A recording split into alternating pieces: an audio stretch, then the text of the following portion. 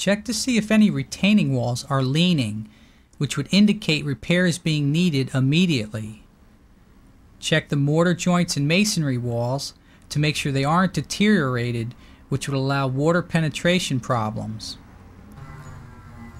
As usual, get rid of the weeds.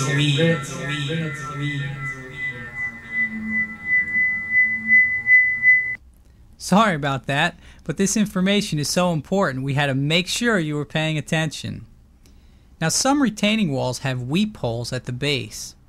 This will allow water that builds up behind the wall to drain safely away.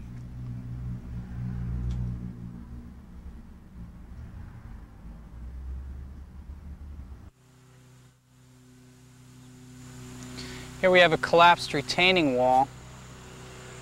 This is a very hazardous condition. All these loose stones.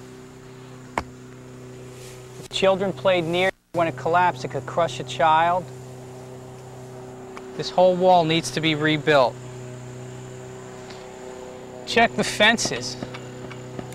Let's make sure they're structurally sound. Here we need straps. Fence is rotted in some sections. Many homeowners like the way ivy and vines look growing on the side of a house or on a fence or on a stone wall. It might look good cosmetically, but it creates a lot of problems for the structure itself. For example, it traps moisture in, which attracts wood-destroying insects and creates rot.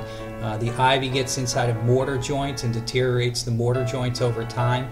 And the problem is when it's hidden like that, you can't see it to realize that repairs are needed. So it's always better to prune it away and cut away all the ivy and vines. Sometimes you'll find a dry stone retaining wall or a fence is the boundary line for a property. But don't assume that walls, fences, sheds, and driveways are the correct indicators for your property line. Often a homeowner or a contractor will just guess where the property line is and they end up creating an encroachment.